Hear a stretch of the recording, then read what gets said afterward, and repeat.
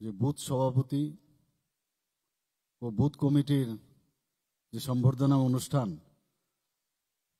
সেই অনুষ্ঠানে আমাদের মাঝে উপস্থিত আছেন আগরতলা মিউনিসিপাল কর্পোরেশনের মাননীয় বিধায়ক তথা মেয়র শ্রী দীপক মজুমদার মহোদয় এবং সদর আরবান ডিস্ট্রিক্টের সম্মানিত ডিস্ট্রিক্ট প্রেসিডেন্ট শ্রী অসীম ভট্টাচার্য মহোদয় এখানে উপস্থিত আছেন, যার সভাপতিত্বে আজকের এই অনুষ্ঠান। 8 বর্দোয়ালি মণ্ডলের মাননীয় সভাপতি শ্রী শ্যামল কুমার দেব মহোদয় উপস্থিত, শ্রী সুব্রত চক্রবর্তী প্রভারী বর্দোয়ালি মণ্ডলের, এবং শ্রী সঞ্জয় সাহা প্রাক্তন মণ্ডল প্রেসিডেন্ট এবং মার্কফিডের ভাইস চেয়ারম্যান।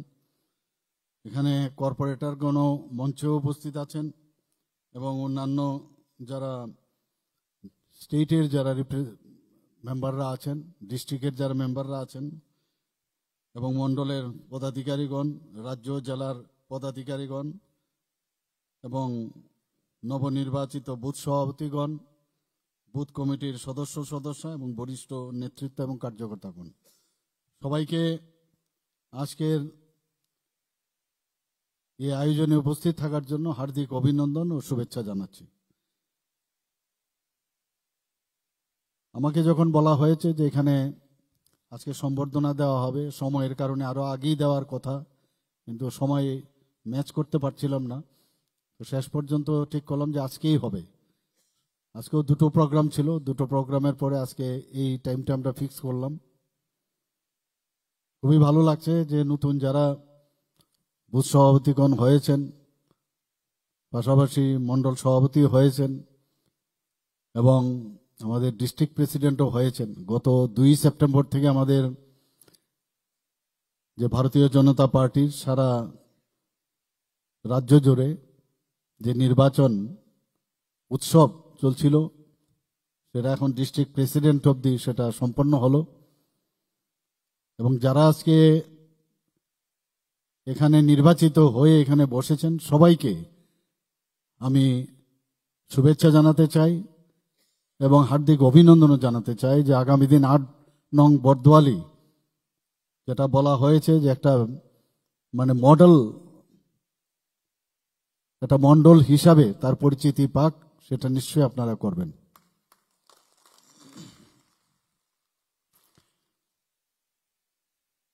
বন্ধুগণ, আমাকে অনেকে বলে যে গ্রুপ বানান, গ্রুপ না বানালে হবে না। তাই বলে আমার তো গ্রুপ সমস্যা, গ্রুপ তো করতে পারি না আমি। আমি বলেছি একটা কথা আছে, আমি কাউকে বিশ্বাসও করি না আবার অবিশ্বাসও করি না। তাহলে আপনি চলবেন কি করে? আমি বললাম কাজের মাধ্যমেই তার বিশ্বাস হবে। যে কাজ করবে সেই আমার গ্রুপের লোক, যে কাজের লোক না সে আমার গ্রুপের না। ভারতীয় জনতা পার্টির আমি এতদিনের যে অভিজ্ঞতা আমি দেখেছি, কাজের মাধ্যমে নির্বাচিত হয়, আর কাজ ছাড়া আমার এখানে ডেইলি আসলো দেখলো, এতে কাজের কাজ কিচ্ছু হবে না।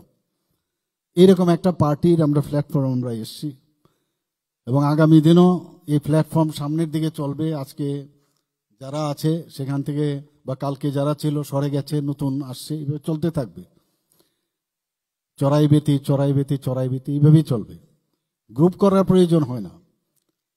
এবং যখনই কোনো সিলেকশন হয়, এই সিলেকশন কিন্তু ওই কাজের নিরিখেই কিন্তু তার সেই পদে যাবে কি, পদে গেলে সে কাজ করতে পারবে কিনা, কাজটা সে উঠিয়ে নিয়ে আসতে পারবে কিনা, সেগুলো কিন্তু আমরা যখন আমরা বৈঠকে বসি সেগুলো কিন্তু কথাবার্তা হয়। আর বাকি তো ডেস্টিনি, কাজে কাজের কোনো বিকল্প নেই, কাজের মাধ্যমে এক একজনের পরিচিতি। আমার বুথ শক্তিশালী বুথ, আমরা সবসময় বলি। আমার এখনো মনে আছে যখন ভারতীয় জনতা পার্টিতে আমি জয়েন করলাম, প্রতি বৃহস্পতিবার দিন মোমবাতি নিয়ে আমাদের প্রতিটা বুথে মোম জ্বালাতে হবে। আবার সেটা শুধু মোমবাতি এরকম না, ওখানে মোমবাতি রেডি থাকবে এরকম না, যার যার বাড়ির থেকে নিজের ঠাকুরঘর থেকে মোমবাতি নিয়ে যেতে হবে। এই মোমবাতি যখন আপনি নেবেন তখন বাড়িতে আরো 10 জন আছে বা 5 জন আছে, 4 জন আছে, জিজ্ঞেস করবে, আরে মোমবাতি নিয়ে তুমি কোথায় যাচ্ছ? মানে বাড়িতেও মহল আসবে যে না, একটা মোমবাতি নিয়ে আজকে এখানে বৃহস্পতিবার দিন ভারতীয় জনতা পার্টির সেখানে মোমবাতি জ্বালানো হবে। তো বাড়ির লোকের মধ্যে একটা যে একটা পরিবেশ, সে বাড়ির থেকে কিন্তু শুরু হবে। আমরা সেটা করেছি সেখানে। এবং সারা ত্রিপুরাতে 3324টা বুথ ছিল তখন, সারা ত্রিপুরাতে একযোগে সন্ধ্যের সময় 6টায় আমরা সেটা করেছি। যখন যে কাজ দিয়েছে সেই কাজটাকে মানে মনে প্রাণে করার যে একটা ভিতর দিকে যে একটা তাগিদ, সেটা সবসময় ছিল। আমি ধন্যবাদ দেব সিপিএম পার্টিকে, এই তাগিদটা ওনাদের জন্যই কিন্তু এটা সম্ভব হয়েছে ভিতর থেকে আসার। এত নির্যাতন মানুষের প্রতি ওরা যা বিশ্বাসঘাতকতা করেছে, তাদের কারণেই কিন্তু আমাদের ভিতর থেকে সেই তাগিদটা আমরা এসছে যে যেভাবে হোক এই সিপিএম পার্টিকে এখান থেকে হটাতে হবে। এবং তার জন্যই কিন্তু আমরা এত ভালো ভোটে, এত আসন সংখ্যা নিয়ে আমরা 2018-তে এসেছিলাম। যখনই যে কাজ দিয়েছে, যখন বলল যে আপনাকে বিস্তারকের জন্য যেতে হবে, সেটা আবার কি? তো বিস্তারক, এটা আবার পড়তে হয়েছে, বিস্তারক কি বিষয়টা। আমার মনে আছে আমি যখন মেডিকেল কলেজের আমার রুমে বসে আছি, 2-1 জন নেতা তো আমি চিনতামই, ওরা আসতো আমার কাছে মাঝে মাঝে এজ এ পেশেন্ট আসতো, কথায় কথায় বলতো। তো আমি বললাম যে আপনারা তো অনেকদিন ধরে রাজনীতি করেন, বিশেষ করে কংগ্রেসের নেতা, বিস্তারক জানো তুমি? বিস্তারক এটা আবার কি? কি রাজনীতি করবেন আপনি? প্রভারী জানো? প্রভারী কাকে বলে? এটা আবার কি? আমরা তো শুনিনি কোনোদিন প্রভারী, বিস্তারক। তখনই বুঝে গেছি যে ওদের দিয়ে হবে না। আমরা বিস্তারক, আমার মনে আছে প্রথম যখন আমাকে বলা হলো যে আপনাকে যেতে হবে একদিনের জন্য বিস্তারক হয়ে সোনামুড়াতে। সোনামুড়াতে আমি গেলাম, আমার সাথে আমাদের যে বর্তমান সভাপতি ছিলেন, একটা গাড়ি ভাড়া করে, ছোট একটা গাড়ি ভাড়া করে আমরা গেলাম সেখানে। একটা মুসলিম ছেলে সেখানে বলছেন ভারত মাতা কি জয়, আমার এখনো মনে আছে। সেদিনে আমি বুঝে গেছি যে ত্রিপুরাতে পরিবর্তন হবেই হবে, এটা আমি সেদিনই আমি বুঝে গেছি সোনামুড়াতে। এবং সেটা একমাত্র সম্ভব হয়েছে সিপিএম এর, ওরা যে ধরনের কাজ করেছে তার জন্যে মহল কিন্তু পুরো তৈরি ছিল। আর ওই দিক দিয়ে আমাদের মাননীয় প্রধানমন্ত্রী নরেন্দ্র মোদীজি 2014-তে যখন উনি প্রধানমন্ত্রী হলেন, মানুষের একটা বিশ্বাস এবং একটা আশ্বাসের বিষয় দাঁড়িয়েছে যে না, একমাত্র উনিই পারবেন যে এই ত্রিপুরাকে এই কমিউনিস্টদের থেকে আমাদের মুক্তি করার জন্য। একমাত্র উনাকে যদি আমরা বিশ্বাস করি তবেই সম্ভব হবে। এর আগে কংগ্রেসের প্রতি কিন্তু অনেকের বিশ্বাস ছিল, বারবার এখানে ওদের দেখতাম কুস্তি আর দিল্লিতে দোস্তি, আমরা সবসময় বলি এই কথাগুলো। মানুষ বারবার এতে কিন্তু মানে কি বলবো, বারবার বিশ্বাস করেছে আর ধোঁকা খেয়েছে। সেই জায়গায় এরকম একটা মহল আমরা যখন দেখতে পেয়েছি, এরপর দায়িত্ব দেওয়া হলো। আমি এই কথাগুলো এই কারণে বলছি, বুথের যারা প্রেসিডেন্ট আছে যখন দায়িত্ব দেবে সেই দায়িত্বগুলো মনোযোগ দিয়ে করতে হবে। কবে আমি মুখ্যমন্ত্রী হব একেবারেই মাথার মধ্যেই ছিল না, কবে স্টেট প্রেসিডেন্ট হব কোনোদিন মাথায় ছিল না, কিচ্ছু না। সেইভাবে কাজ করেছি, ট্রেনে করে একা একা গেছি, কোনো চিন্তা নেই। সেই ধর্মনগরে গেছি, পণ্ডিত দীনদয়ালজির 100 বছর পূর্তি উপলক্ষে, সেখানেও আমাকে ভাইস প্রেসিডেন্ট করা হয়েছিল, সেখানে গিয়ে কাজ করা। বিভিন্ন সময় বিভিন্ন জায়গায় যখন যে কাজটা দিয়েছে মনে প্রাণে করেছি। আপনারা সবাই জানেন যখন আমাকে দেওয়া হলো বুথ ম্যানেজমেন্ট, যে 2018 বুথ ম্যানেজমেন্টের ইনচার্জ। আরে বুথ ম্যানেজমেন্ট এটা আবার কি? পড়তে হয়েছে, মেডিকেলে যতটুকু না পড়েছি এর থেকে বেশি পড়তে হয়েছে এই পার্টিতে। বুথ ম্যানেজমেন্টের কি কি কাজ, তখন তো বিরাট সমস্যা যে 3 জন করে এক একটা বুথের থেকে নাম নেওয়া, যদি ওইগুলো জেনে যায় তাহলে ওই বুথের যারা যে এই নামগুলোর এই সিপিএম পার্টির লোক গিয়ে ওদেরকে ধমকাবে, অথবা কিডন্যাপ করে নিয়ে যাবে। আমার নিজের বাড়িতে এগুলো আমি রেখেছি তখন, এই বুথ ম্যানেজমেন্টের তাদের ফটো, তাদের নাম্বার ইত্যাদি। তো সেইভাবে আমরা কাজ করেছি। তারপর দেওয়া হলো মেম্বারশিপ ড্রাইভ ইনচার্জ। মেম্বারশিপ ড্রাইভের ইনচার্জে আমাদের 1,24,000 ছিল মেম্বার ত্রিপুরাতে। যখন আমাকে বলা হলো যে আপনার টার্গেট কত, তো আমি বললাম 3 লাখ। সেই 3 লাখ থেকে সবাইকে নিয়ে আমি সমস্ত ত্রিপুরার যারা আমার মেম্বারশিপ যখন এই কাজ করছিলাম, যারা যারা আমার টিমে ছিল তাদেরকে নিয়ে আমরা প্রায় 7 লাখ আমরা মেম্বার আমরা করতে পেরেছি তখনই সময়। দিল্লিতে যখন আমি এই বিষয়ে সেখানে ডাটা শুদ্ধ বিস্তারিত আলোচনা করছিলাম, সবাই বলছে যে ত্রিপুরার পারফরমেন্স কত বেটার অন্যান্য রাজ্যের তুলনায়, পপুলেশন ওয়াইজ এবং পার্সেন্টেজ ওয়াইজ। সেই ধারাবাহিকতা কিন্তু এখনো চলছে। সংগঠন, আমি এখনো গেছি কলকাতায়, আমি দেখেছি ওদের বলা এবং ওদের যে স্টাইল আমি দেখি, আমাদের সামনে কিচ্ছু না।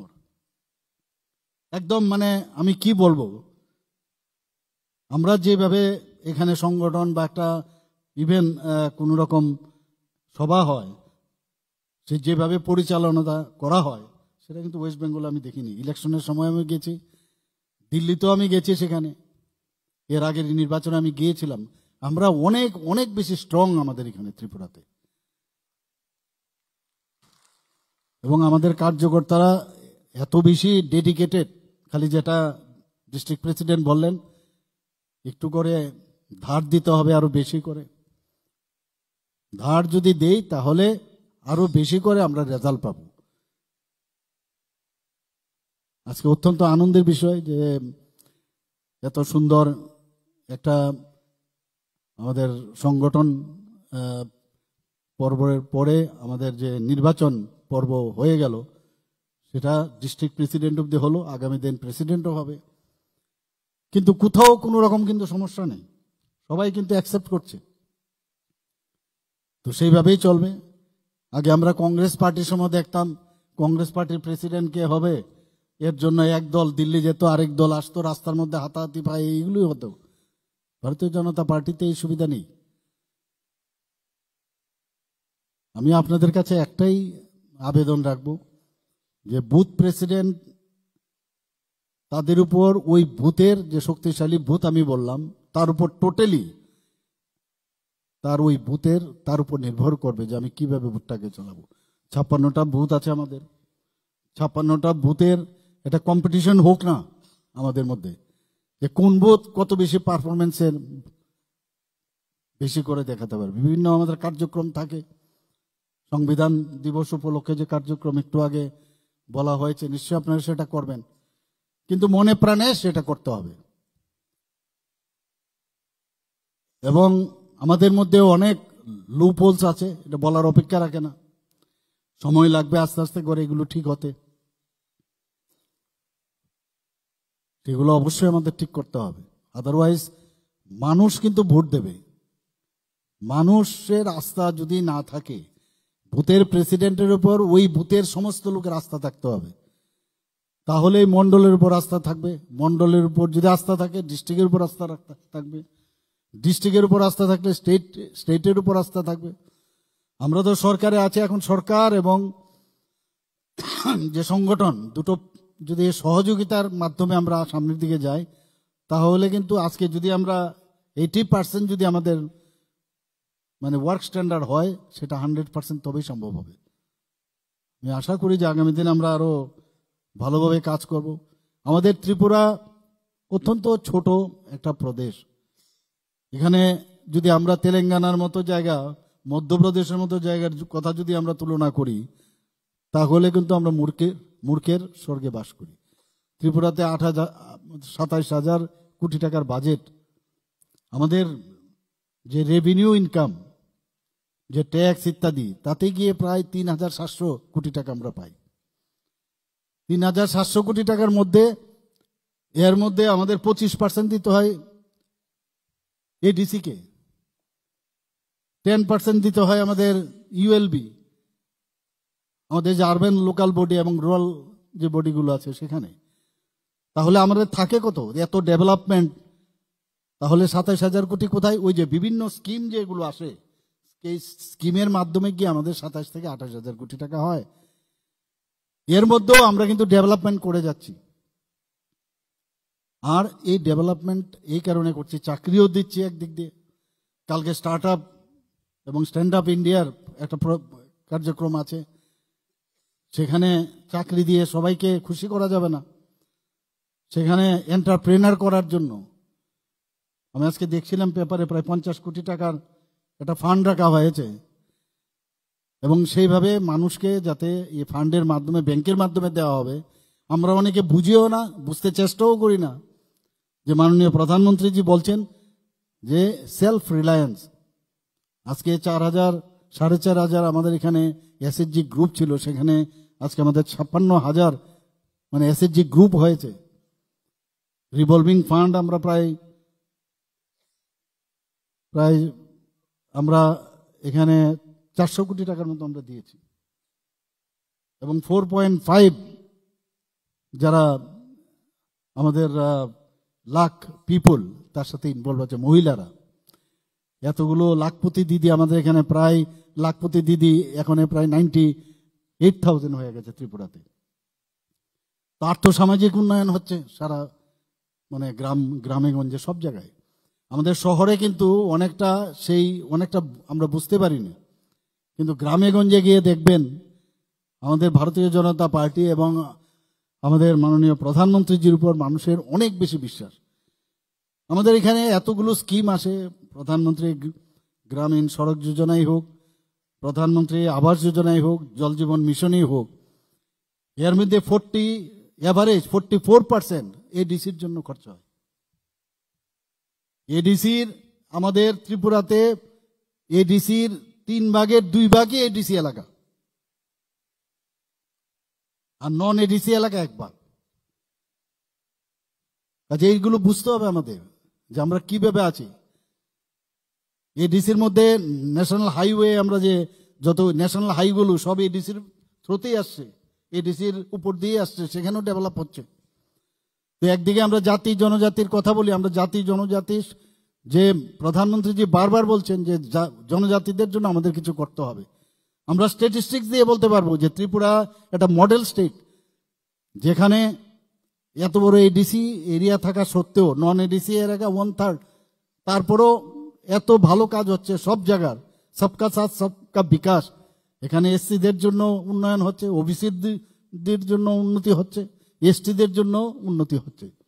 আজকে এখানে মেডিকেল হাব, হেলথ হাব করার আমরা চেষ্টা করছি। এখানে হেলথের কথা তো আমি এখানে কি বলবো, প্রায়শই আমি সব বলি এখানে কত উন্নতি আমরা করছি। এডুকেশন হাব তৈরি করার চেষ্টা করছি। এখানে বিভিন্ন 5 স্টার হোটেল, আজকেও আমি একটা প্রোগ্রামে গিয়েছিলাম, সেখানে বলা হচ্ছে যে একটা বিরাট একটা হেলথ বাইরের সাউথের ওনারা আসতে চায়। আমি বললাম নো প্রবলেম, আসো করা, একটা ভালো জায়গা আমরা তো অলরেডি দিয়েছি। এর মধ্যে সিজাকে আমরা দিয়ে দিয়েছি প্রায় 700 কোটি টাকা ওরা এখানে নিবেশ করবে। সে ভেটেরিনারি কলেজের পাশে সেখানে জায়গা দেওয়া হয়েছে, সুপার স্পেশালিটি ব্লক করবে সেখানে ধাপে ধাপে করে। ডেন্টাল কলেজ হয়েছে, হোমিওপ্যাথিক কলেজ করার চিন্তা ভাবনা করছি, নার্সিং কলেজ এখানে হয়েছে। এতগুলো আমাদের ডিস্ট্রিক্ট হসপিটালে প্রায় সব কটার মধ্যে এখন আমরা ট্রমা সেন্টার করছি, এবং ডিস্ট্রিক্ট হসপিটালগুলো স্ট্রেংথেন করার চেষ্টা করছি। এগ্রিকালচারেই বলুন, আজকে হর্টিকালচারেই বলুন, সিরিকালচারেই বলুন, সব দিক দিয়ে ত্রিপুরার মান কিন্তু অনেক বেশি। আমরা টপ মানে বলা যায় যে এখন top performer state north eastern রিজিয়নের মধ্যে আমাদের ত্রিপুরা হয়ে গেছে। এখন জিএসডিপি যদি বলেন, আমরা এখন সেকেন্ড হাইয়েস্ট জিএসডিপি, আমাদের পার ক্যাপিটা ইনকাম সেকেন্ড হাইয়েস্ট ত্রিপুরাতে এখন। তো সব দিক দিয়ে কি করে হচ্ছে, যদি ইনকাম না হয় তাহলে কি করে মানুষের, নিশ্চয়ই আর্থিক উন্নয়ন অনেক বেশি হয়েছে, গাড়ি বাড়ি কিনছে, গাড়ির অনেক বাড়িঘর হচ্ছে। আগে তো জিন্দাবাদ জিন্দাবাদ করে মানুষের মানে না খেয়ে অবস্থা কাহিল ছিল, সমস্ত কল কারখানা বন্ধ করে দিয়েছে এদের কারণে। আর আমরা মাননীয় প্রধানমন্ত্রীজি বলছেন যে না, শ্রমিকের যে প্রাপ্য সেটা আমাদের দিতে হবে, কিন্তু কথার মাধ্যমে, আলোচনার মাধ্যমে মালিকের সাথে শ্রমিকের একটা বোঝাপড়ার মাধ্যমে আমাদের কাজ করতে হবে, বন্ধ করে তা নয়। আগে সেটা হতো। এরকম একটা পরিবেশ আমাদের এই পার্টি এবং আমাদের পার্টির সরকার যখন আসলো সেটা সম্ভব হয়েছে। এখন প্রায় 13টার মতো আমাদের নর্থ ইস্টের যে অ্যাকর্ড হয়েছে তাতে করে নর্থ ইস্টের রিজনে কিন্তু একটা শান্তি প্রতিষ্ঠিত হয়েছে। ত্রিপুরাতেও এতগুলো অ্যাকর্ড হয়েছে। এনএলএফটি এবং এটিটিএফ এর সাথে লাস্ট যে আমাদের শান্তি চুক্তি হয়েছে প্রায় 250 কোটি টাকা ওদের প্যাকেজ দেওয়া হচ্ছে। এখন আমরা বলতে পারি যে ত্রিপুরা মানে একজনও যদি বলি আমি যে কোনো টেররিস্ট আমাদের ত্রিপুরাতে নেই। এই যে একটা অবস্থা সেটা একমাত্র সম্ভব হয়েছে আমাদের মাননীয় স্বরাষ্ট্রমন্ত্রী অমিত শাহজি, মাননীয় প্রধানমন্ত্রী নরেন্দ্র মোদীজির জন্য। শান্তি যদি না থাকে কোনো অবস্থায়, একটা পাড়ার মধ্যেও যদি শান্তি না থাকে, ওই শান্তির ওই জায়গার দামও কিন্তু ডেভেলপ করবে না, কেউ যাবে না সেখানে।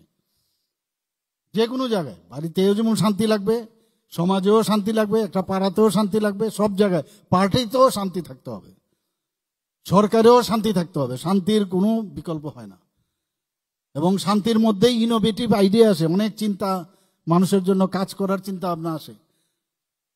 যদি একটা মানে কমপ্লেক্স একটা এনভায়রনমেন্ট থাকে সেখানে কিন্তু ভালো জিনিস কোনো অবস্থায় বেরিয়ে আসবে না। তো আমি যেটা বলার চেষ্টা করছি যে একটা বুথের থেকে আপনি শুরু করুন। আমার এই বুথের মধ্যে এই ধরনের যে ধরনের গতানুগতিক যে রাজনীতি আমরা দেখে আসছিলাম, প্রধানমন্ত্রীজি কিন্তু সেই ডেফিনেশন কিন্তু চেঞ্জ করেছে। এখন আপনারা নিশ্চয়ই সেটা বুঝতে পারছেন সব জায়গায়, যে আগে এই যে ডাইনেস্টির যে একটা রাজনীতি ছিল, যে গান্ধী ফ্যামিলির, এখানে অন্যান্য যেসব লোকাল পার্টিগুলো আছে বিভিন্ন প্রদেশের, এগুলো কিন্তু আস্তে আস্তে এখন ক্ষয়িষ্ণু। রাষ্ট্রবাদী চিন্তাধারায় আমরা আছি, দেশের জন্য আগে কাজ করতে হবে। চাকরির যেখানে হবে সেটা হবে, কিন্তু পাশাপাশি আমাদের এন্টারপ্রেনারশিপের দিকে যদি আমরা না যাই, বিভিন্ন স্কোপ আছে, এগুলো আমাদের জানতে হবে। তো বুথের যারা আজকে প্রেসিডেন্ট আছে, যে কমিটি আছে, তাদেরকে আমি বলবো, আমি সমস্ত ডিটেলস আমাদের ত্রিপুরা সরকার কি কি করেছে, আগামী দিন কি কি করবে, সেই বিষয়ে আমি দিতে থাকবো। আমি পার্টিকেও দেবো, আমি বলেছি অলরেডি, রাজীব বাবুর সাথে আমার কথা হয়েছে যে এত কিছু আমাদের ডাটা রয়েছে, আমি নিশ্চয়ই দেব। আমি গর্বের সাথে আমি বলতে পারি ত্রিপুরাতে এই এখন যে 28টা রাজ্য আছে পূর্ণ রাজ্য, এর মধ্যে আমাদের নিচের দিক দিয়ে ল অ্যান্ড অর্ডারে 3 নম্বর পজিশনে আমরা আছি। এর আগে গত বছর 5 নম্বরে আমরা ছিলাম। মাঝে মাঝে অনেক জায়গায় খবর আসে, কিছুদিন আগেও আপনার গন্ডা তুইসার ঘটনা আপনারা জানেন। যখন খবর এলো আমি সাথে সাথে সেখানে এনফোর্সমেন্ট আমি পাঠিয়েছি, পুলিশ পাঠিয়েছি, নিজেও আমি গেছি, 3 দিনের মধ্যে সমস্যার সমাধান করেছি। আমাদের ধর্মনগরের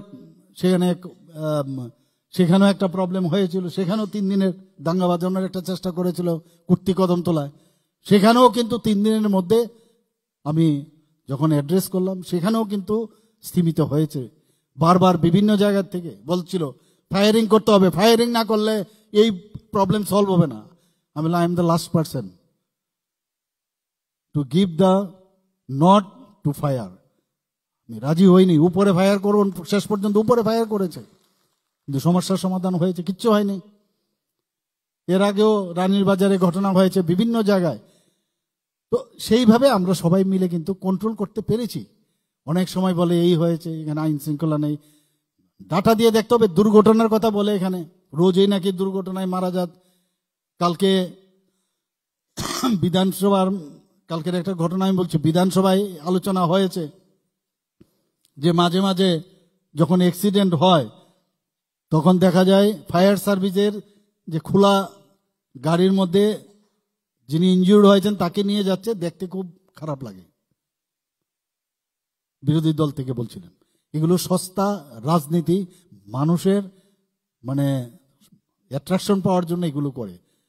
আপনারা এই যে কিছুদিন আগে এই আমাদের শর্মিলা টেগোরের ওনার যে ছেলে, ওনার যে অ্যাক্সিডেন্ট হলো, একটা অটো ড্রাইভার ওকে নিয়ে গেছে, আপনারা জানেন নিশ্চয়ই, একটা অটো ড্রাইভার। আরে ওই মুহূর্তে কোথায় অ্যাম্বুলেন্স, হসপিটালে নিয়ে যাওয়া, দিস ইজ ইম্পর্টেন্ট। অ্যাম্বুলেন্স তো যায়, রোজ যাচ্ছে, সেটা কিন্তু ওর নজরে আসে না। আর ওই মুহূর্তে যদি একটা মানে ফায়ার ব্রিগেড গিয়ে ওকে যদি হসপিটালে, বাঁচাটা হচ্ছে ইম্পর্টেন্ট। তাকে শুনলাম 15,000 টাকা ওই অটো ড্রাইভারকে দিয়েছে, যা দেখলাম। তো এগুলো ফালতু কথা বলে নানাভাবে চেষ্টা করে, মানে মানুষকে গুমরাও করার একটা চেষ্টা করে। মানুষ ওই সময়ে তোমার এই অ্যাম্বুলেন্সের বসে থাকবে কখন অ্যাক্সিডেন্ট হবে। আমাদের তো অ্যাম্বুলেন্স আছেই, অ্যাম্বুলেন্স ডেইলি আওয়াজ শুনি আমরা, বারবার আসছে যাচ্ছে। এর মধ্যে যদি দেখা যায় অ্যাম্বুলেন্সটা ওই জায়গায় একটা গ্যাপ হয়ে গেছে, তখন কেউ যদি সেখানে শতপ্রণোদিত হয়ে কিছু একটা করে, তাহলে সমস্যা কি?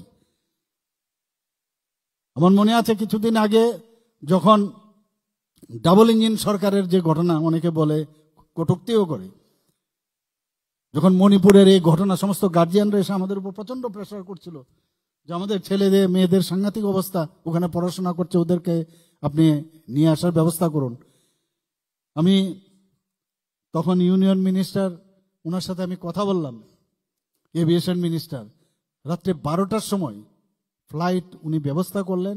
আর ওই দিন এবং তারপরের দিন দুদিনের ব্যবস্থায় প্রায় 250-র মতো আমাদের স্টুডেন্ট, আমাদের ত্রিপুরা গভর্নমেন্টের খরচে তাদেরকে, মানে অক্ষত অবস্থায় তাদেরকে আমরা এখানে নিয়ে আসতে পেরেছি। সেটা বলছে ডাবল ইঞ্জিন সরকার। কথা হচ্ছে আপনার মনের ভিতরে কিছু করার তাগিদ আছে কিনা। পাড়ার মধ্যে কিন্তু অনেকে আছে বাবু সেজেও বসে থাকে, অনেক বুথের মধ্যে অনেকে বাবু সেজে বসে থাকে, কিন্তু যখন ওই জায়গার মধ্যে প্রবলেম হয়, এই প্রবলেমের যিনি সলভ করে নেন, তাই সেই কিন্তু আসলে সত্যিকারের হিরো। তাকে দেখতে হবে যে ও অ্যাকচুয়ালি সে সামনের দিকে এগিয়ে আসছে। ওই লোকগুলোকে আমাদের খুঁজে বের করতে হবে। কারণ বিপদের সময় যখন সামনে কাউকে পাওয়া যায়, মানুষের বিশ্বাস আশ্বাস তখন বাড়ে। বুথের মধ্যে আমি সেটাই বলছি, প্রতিটা বাড়িতে যাওয়া, মাসি পিসি দিদি ভাই ইত্যাদি আলোচনা করা, বেশি কিছু লাগে না। সবার আশা পূর্ণ করতে পারবেন সেরকম না। কারোর জল আসছে না, চিন্তা করবেন না, আমি দেখছি। এখন you are the ambassador of Bharatiya Janata পার্টির, মানে আপনি, তাছাড়া আপনার এই সরকারের অ্যাম্বাসেডর। আপনি যখন বলছেন